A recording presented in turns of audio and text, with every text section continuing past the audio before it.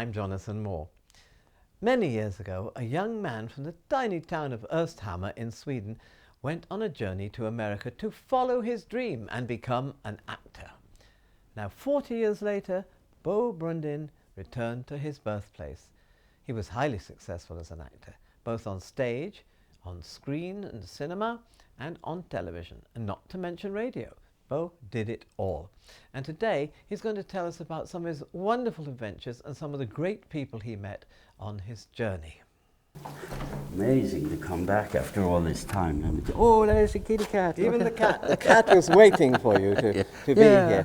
So this is your house. Yeah, Was your house, not it's now. the old house. This is where I left. You were a child here. I was 20 years old when I left from here, actually. And that's a long time I grew ago. up. Yeah, that's. And the cat is still waiting for you to come home. Look at that! Yeah. So this is it, and this is where you left from to go to America. That's right. And now you're back.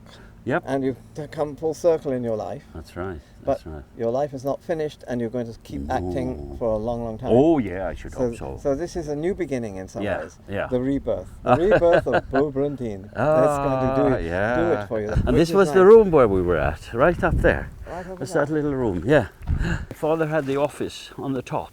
So many families lived here too, other families. Yeah, there were several families. The postmaster's family, my father's assistant, another policeman lived here in the middle So your father story. was a policeman? Yeah, he was head of the police. Whoa! Be careful on this one. He was a marshal. Marshal. What a lovely spot to grow up in. Oh, this is wonderful. Much better than the city. Yeah, this was great here. It was It wonderful. must have been a hell of a shock for you to go to New York from here. No, that was really exciting, I think. But, go to New York. I mean, it's so different. I mean, it's- Absolutely. I mean, but the culture shock. But I use a lot of this when I do Chekhov, you know, because on the estate up here where I was all the summers, I did Chekhov. I did Uncle Vanya, the first production ever done in New York. I did the early version called The Wood Demon. I played Vanya. And then I remembered these places where I grew up and we played croquet and stuff like that. You know, and it was up here, so it was like recalling that time. So it was all very valuable to your being an actor. Oh, sure, yeah. Everything you used. the Everything. feeling. I use my childhood. I use a lot of trauma in our lives to do for, you know, So for villains and stuff like. And when I get thrown into jail, I use a lot of memories that I had when I was a kid. Well, this is where it started. This is where I got to, and I was carrying my bag. And you went from here to where, Stockholm? Yeah, to Bromma, because Arlanda didn't exist. From Bromma to Torslanda in Gothenburg. And there was a lady who sat next to me, and I told her that I had never flown before and I was very scared, and she held my hand. She was a very famous lady. Really? Katja of Sweden, Really? Designer. Yeah, I want to see if I can find her. She's in her 80s now, I think. Wouldn't that be funny? Yeah. Yeah. And then I flew from Torslanda to Copenhagen, and then Copenhagen to London, and London to Prestwick in Scotland. And from Prestwick, it was nighttime, and I took off with a 4-engine propeller plane. There were no jet planes then, and it took 13 hours non-stop to Gander in Newfoundland. And then from Gander was a plane that took me to New York, and that took 5 hours. It's amazing, isn't it? And it was called Idlewild then. You know, Kennedy came later. Of course. But that was 1958 that I went out, and it was like the beginning of a new era in New York. It was fantastic because it was like America was different. And the beginning of a new life for you. Yeah. Total amazing life. Yeah. Did you ever think that from this little place you would end up in Hollywood? No. Oh, it must have been quite a cultural shock from Sweden to go to New York. It was very, very different. But you weren't scared, you just felt this is a new experience, and I liked Yeah, it was a good experience. And the first place I stayed in was in Jackson Heights, which is outside. It's Queens, New York, you know, so it's a little outside. And then I moved into Manhattan, and that was a fabulous place. I mean, The story is Garbo never played a Swede. Always Germans and Russians and people. You never played a Swede. One role in all these years, and I've done about 40 television shows and 15 movies. One Swedish part. I played a Swedish miner from the Embarcadero in San Francisco. A poor guy, he gets killed. Anyway, I got to sing my own song. Did you? That was a little song that my grandmother sang when I was little. And I was sitting by my cabin up here in the mountains, so I said, well, I should be doing something. And they said, well, do what you want. And I said, oh, I have this little song my grandmother used to sing. So I sat there, I sat with this big hat on, you know, and I said, och fingerringen I tummehandsken, 3 vackra flickor ut I månasken. Tre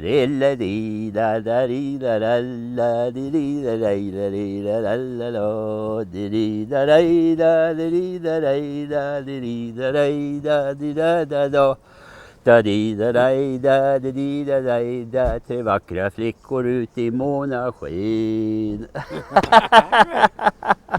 What sort of places did you live in? I lived in Hell's Kitchen. The actor who lived above me was Robert Duvall. Yes. He had an apartment, he was paying like 25 a month. I had an apartment and the girl I was renting from, she paid 18 a month. Robert Duvall and Dustin Hoffman also were roommates for a while. Yeah, they were. He was very funny. Last time I saw him, because I knew him, was when he did All the President's Man. And Robert Redford took me up to the film studio at Burbank and he said, Bo, look, I've recreated the total office space of the Washington Post. And Dustin was there and he knew, my wife knows Dustin, Michael knows Dustin, I knew Dustin. And Michael was smoking a cigarette and suddenly Dustin came over and he like this, and he took the ashes of Michael's cigarette and he put it on his jacket for the character. Yeah, the ashes. It was such a wonderful kind of detail. He sounds like a nice man. Oh, he's a very nice man. He gave up acting, you know. He tried for 6.5 years. And when I met him in Manhattan, I was staying at the Dakota for a while, a short while. I had a girlfriend whose parents had an extra apartment there, which was Not a good fabulous. place for magicians. They just Not a good Jack place. Palance I lived can't there. even say it. Who was it? Boris Karloff Yeah. was there. But Jack that's where Palance. John Lennon was I murdered know, I outside know. in that hotel. Rosemary's Baby was filmed all in the Dakota. Yeah. That was the fanciest address ever for me in the States. That was fabulous. It was like a castle. You know, you came into the courtyard and it was like... Anyway, Dustin had an apartment nearby and he came over and we used to do readings in the living room of Elena Karam at the Dakota. And Dustin came over and he said, Bo, he said, I gave up acting. I said, why? You're a good actor. He said, I can't make any headway here, you know, there's no way. Well, the next time I saw him, he was doing Midnight Cowboy. And I said, hey, what happened? He said, I did a little Broadway play called A. And he was at Actor Studio and Mike Nichols saw him and wanted him for The Graduate. And he went in for the audition for The Graduate and he fucked up everything. He screwed up everything. And that's exactly what Mike Nichols wanted. And that was the beginning of his career. Isn't that a great story?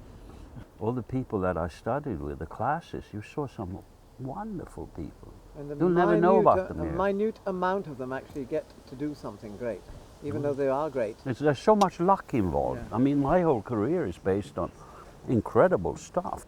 Jonathan, I was doing a film with Sean Connery called Meteor, about a meteor that's coming towards Earth. And Sean Connery found out I was Swedish and he says, oh, Bo, he says, most of my neighbors in Marbella are Swedish. Oh, I said, really? I said, well, good luck for you. I said, I'm thinking, Sean, maybe putting in a swimming pool. And he says, Bo, he says, if you're putting in a swimming pool, he says, make sure that you have black tiles. Black tiles. I said, Sean, why would I have black tiles?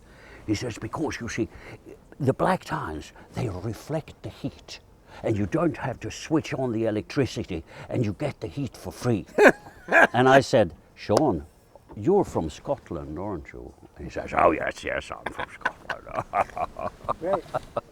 It's a true story. My Sean Connery story. In Hollywood, in America, keep pushing so fucking hard. I mean, you got to get the right representation, you got to get the right agent, you got to get the right manager. If you don't do that, and your career starts going, it's suddenly like, hey, you're forgotten, you know. Flat line. Yeah. And I mean, the greatest thing happened to me was I was in Amsterdam. I was doing a TV series called The Word, Irving Wallace bestseller. Brilliant thing about Jesus keeps living, you know, and his older brother has written the story and so forth. And anyway, I get this phone call from Michael, my wife, calls me, and Universal calls me, and my agent, and they said, my God, Bo, Alfred Hitchcock has seen your work. He's seen Waldo Pepper, he's seen Rich Man, Poor Man, and he said, this is the greatest actor I have ever seen, and I want to use him in Finland this summer. And now we're gonna shoot a movie with Sean Connery, Liv Ullmann, and I was gonna play the other lead in it. And it was called Short Night, and they were gonna shoot it, you know, next summer. And they called me and said, Mr. Brundin, would you be available to do a movie with Alfred Hitchcock this summer? He thinks you are the greatest he's ever seen. I said, you kidding? Of course I will. Guess what happened? What? He keeps writing on it. He keeps writing. I'm finishing up in Amsterdam and New York with this TV series, and then I get back to Los Angeles and I call my agent, and he says, well, I said, what about the movie with Hitchcock? And they said, well, they're pushing it back on the back burner, which means they're postponing it.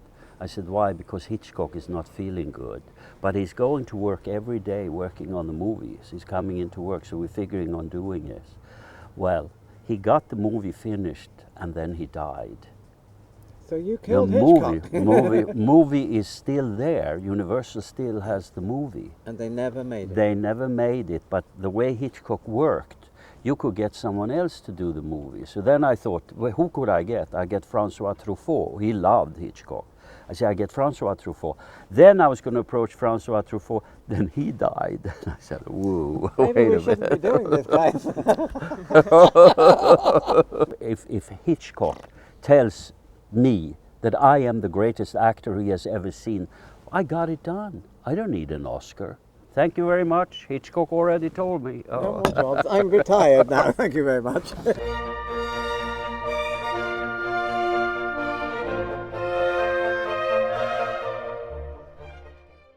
Yeah.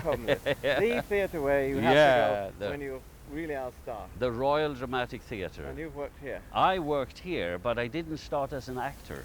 I was doing the military service and I loved the theatre, so I went here and I tore tickets for 5 crowns a night in 1957. Wow. Yeah. Really? Many years later, after I came back from America the first time, I was in New York 6.5 years. I came back here, and my friend Vivica Lindfors, a Swedish actress, she said, you might have a little problem because you've been in America to get work in Sweden. Because she had studied at the Royal Dramatic Theatre. She went to the theatre school here. I met her in San Francisco. Oh, you did? I did. Oh. Very nice lady. Yeah, she's a very good actress. Sat in Enrico's coffee house and talked a little bit of Swedish. It was quite fun. I was at a place called the Gypsy Coffee Shop in San Francisco. Oh, really? And yeah, the owner's name was Zoltan Barabbas. Oh my God. And I was hitchhiking across America. And he said, no, you must have more than $5 in your pocket. He gave me $10. This was when I was 20 years old. So you were going to New York? I was going to New York, and I hitchhiked all the way across America. Wow. Yeah. Couldn't do that now, they'd never see you again. No, probably not. No. Probably but not. this was a great place to work. Yeah, let me show you the theatre here. Very beautiful theatre. Yeah. Statues. Oh yeah. Yeah. Very ornate. This is the Brecht play, Mother Courage and her children. And King Lear. King Lear, they're doing that now. Yeah. And They've got a lot of others. details, yeah. And we can go in here if you want to. I got my first film in Hollywood while I was in New York, finishing up a film that I'd done all around the world, called All Around the World with Fanny Hill. It was a Swedish-based production. And I was in New York doing the sound on my own voice in the studio, and called a friend of mine, and she was up for a very big film.